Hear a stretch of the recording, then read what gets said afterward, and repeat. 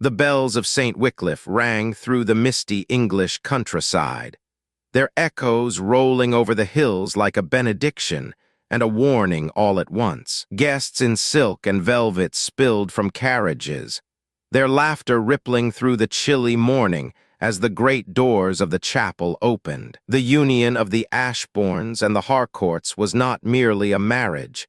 It was a merger of legacies, old money meeting ancient title, centuries of power tied together with lace and gold thread. Lady Evelyn Harcourt descended from her carriage with the poise of someone born for spectacle. Her gown shimmered like starlight, embroidered pearls glinting with every measured step. Her eyes, pale green and wide, revealed nothing of the turmoil she felt beneath the veil. At the altar, Lord Sebastian Ashbourne waited, tall, dark-haired.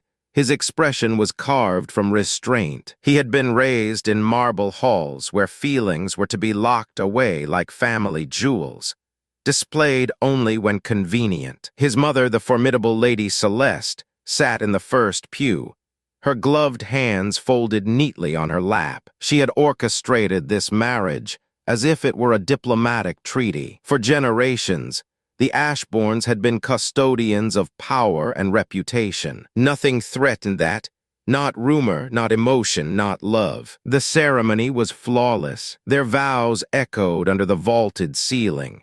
And when Sebastian lifted Evelyn's veil, the light struck her face in such a way that for one trembling heartbeat, he thought he might actually love her. The kiss was polite, the applause measured. The carriage that carried them away from the church gleamed in the afternoon sun, as though even the heavens approved. But the shadows of Ashbourne Hall were already waiting. The estate rose from the fog like a cathedral of secrets. Ivy clung to its stone walls.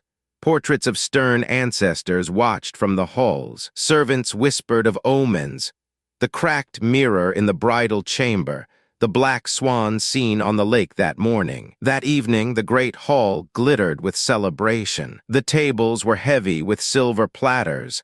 Laughter mingled with the clinking of glasses. Evelyn moved among the guests like a phantom wrapped in silk, her smile carefully painted, her voice trembling only once when Sebastian's mother touched her arm and said, "You'll do beautifully, my dear. Just remember, an Ashbourne bride must never shame the name."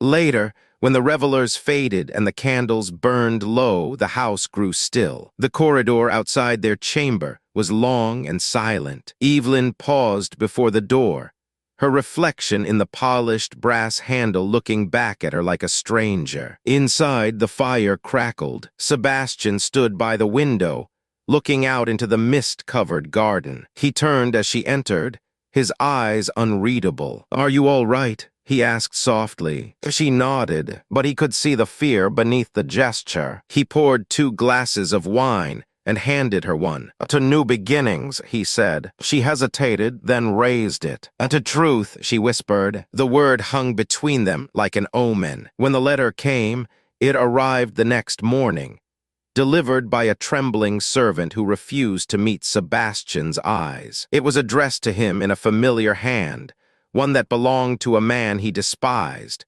Lord Julian Pembroke, a notorious rake, and once Evelyn's suitor. Sebastian read it twice before the words truly struck him. "She is with child, and you will raise it as your own, for if the world learns the truth, it will destroy her, and you." The paper slipped from his hands. He could hear the faint murmur of the servants preparing breakfast, the wind brushing against the windows, but everything inside him went silent. When he turned, Evelyn was standing at the doorway, pale and trembling. She had seen the letter. "Sebastian, please," she began. "It's not what you think." "Then tell me what I should think," he said, his voice low but shaking. Tears welled in her eyes. "It was before we were engaged, before I knew what he was. I tried to end it, but he— Enough." His tone cut through her words like glass. "You should have told me. I was going to. I thought after the wedding, I thought we could find a way." He turned away, his hands gripping the back of a chair until his knuckles whitened. "You thought a lie could save a dynasty. The silence that followed was unbearable. That night, he didn't return to their chamber. The rumor spread faster than wildfire. Within days, whispers filled the drawing rooms of London's elite. The Harcourts withdrew into seclusion. The Ashbournes prepared their defenses. Lady Celeste acted first. "You will tell no one," she commanded Evelyn when she arrived unannounced at the hall. "The Ashbourne name will not be dragged through the mud by a scandal of your making." Evelyn stood tall, her voice shaking. "I never wanted this to happen." "You wanted everything," Celeste snapped. "The title, the jewels, the privilege. Now you will learn what it costs."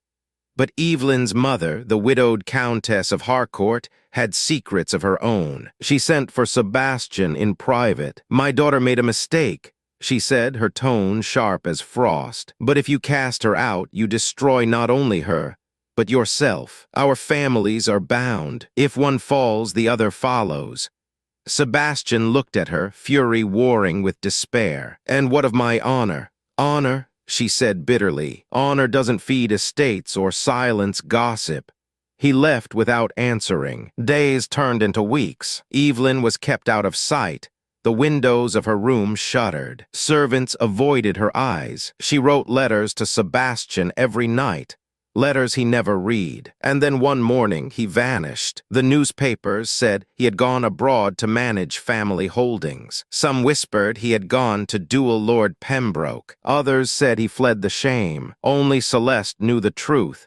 He had gone to his ancestral villa in the south of France to bury his fury beneath distance and sea air. Months passed. Evelyn gave birth in silence, attended only by her maid and a doctor sworn to secrecy. The child, a boy, was frail but beautiful, with a shock of dark hair and eyes that mirrored hers. She named him Thomas. When Sebastian returned, winter had settled over Ashbourne Hall. Snow covered the gardens, and frost had crept into every window pane. He entered her chamber without knocking. She rose slowly, the child in her arms. "I heard," he said. "He's alive."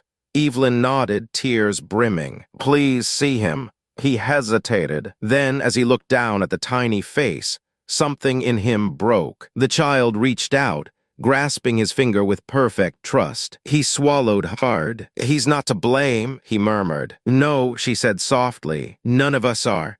For a long moment there was only silence. Then he looked at her, really looked at her, for the first time since their wedding day. The months of exile had hollowed him, but they had also stripped him of pride. "What do you want of me, Evelyn?"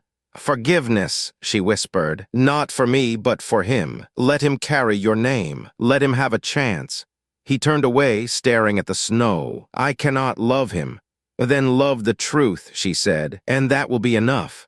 The days that followed were fragile, uncertain. They moved like ghosts through the great halls, polite in public, broken in private. Yet slowly, something changed. Sebastian began spending hours with the child, at first in silence, then reading to him, then smiling. The servants noticed before Evelyn did, and when she finally saw it, a moment of laughter between father and son, she wept in quiet relief. But peace was never meant to last long at Ashbourne Hall. Lord Pembroke returned. He arrived uninvited, demanding to see the boy. His arrogance filled the drawing room like poison. "You cannot hide him from me forever," he told Evelyn. "He is my blood." Before she could answer, Sebastian appeared at the door. His voice was calm, but his eyes burned. "You have no claim here," he said. Pembroke laughed. "No claim. You raise my son as your heir, and you think the world won't learn." Sebastian stepped closer. "The world will learn only what I choose to tell it." For a long, tense moment, neither man moved. Then Pembroke turned, his smile cold. "You're a fool, Ashbourne. Secrets rot from the inside." He left that night, and by morning his body was found in the river. The constables called it an accident. The newspapers called it divine justice. Evelyn called it a curse. For years, no one spoke of him again. Sebastian never admitted anything. But from that day forward, he became a different man. Gentler, quieter, as if he were haunted by the ghost of everything he had once been. The scandal faded. Their son grew strong. The world moved on. And yet, every time Evelyn looked at Sebastian, she saw the weight he carried. The shadow of a love destroyed and rebuilt in the ashes of deceit. Years later, when their son inherited Ashbourne Hall, he restored the chapel where his parents had married. Beneath the altar, he placed a single inscription: "Truth is the only vow that lasts." If you found this story gripping, emotional, and worth every word, don't forget to subscribe for more stories like The Vows of Ashbourne Hall, tales of love, betrayal, and redemption that linger long after the last line.